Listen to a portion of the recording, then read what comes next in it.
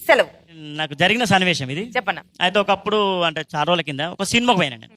సినిమాకు పోయిన తర్వాత నాకు ఏమైందంటే మధ్యలో ఎమర్జెన్సీ వచ్చింది. అయ్యయ్య. ఇంకా ఏం కాదు నేను చెప్పుకుంటా. పర్లేదు చెప్పన్నా. ఎమర్జెన్సీ వచ్చింది. ఎమర్జెన్సీ వస్తే పోయినా. పోయేసరికి 2 రూములు డోర్లు ఉన్నాయి ఆల్రెడీ. చూసినా ఇక పావు గంట నిలబడ్డా, అర్ధ గంట నిలబడ్డా, గంట నిలబడ్డా. లోపల ఉన్న మనిషి బయటకు వస్తలేడు. నాకు పిలువ బుద్ధి కాదు, చెప్పబుద్ధి కాదు, డోర్ కొట్ట బుద్ధి కాదు.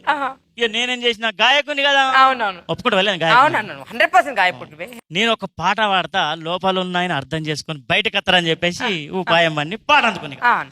రావోయి చందమామ నా వింత గాత వినుమా, రావోయి చందమామ నా వింత గాత వినుమా, రావోయి చందమామ. లోపలున్న ఆయన కూడా గాయకుడే. ఆ విషయం నాకు తెలియదు. ఈ ఆయన అందుకున్నాడు పాట. ఆగబోయి భారతీయుడా, కాస్త ఆగబోయి భారతీయుడా, ఆగబోయి భారతీయుడా.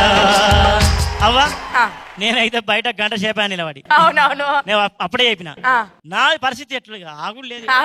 ఇక పాట అందుకున్నా. ఆగదు ఆగదు ఆపితే ఆగదు, ఆగదు ఏ నిమిషము నా కోసము, అది ఆపితే ఆగదు ఈ నిమిషము. అట్లా ఎట్లా పరిస్థితి. లోపల ఆయన నిమ్మలంగా కూర్చుని ఆపుకుంటే అన్నీ అవుతావే. మనిషికి కృషి ఉండాలి, పట్టుదల ఉండాలి అనుకుంటే పాట అందుకున్నాడు. కృషి ఉంటే మనుషులు ఋషులవుతారు, మహాపురుషులవుతారు. అయ్యా నీ దండం పెడతా, నీ బాంచెను. కృషి ఉంటే ఋషులు అవుతారు, కానీ ఆ ఋషికి కూడా ఇది సాధ్యం కాదు. నువ్వు ఇమ్మీడియట్లీ నాకు నా పరిస్థితి ఘోరమని. నా ఎట్లుంది పరిస్థితి అంటే బయట రగులుతోంది మొగిలి పొద, కన్నయ్యదా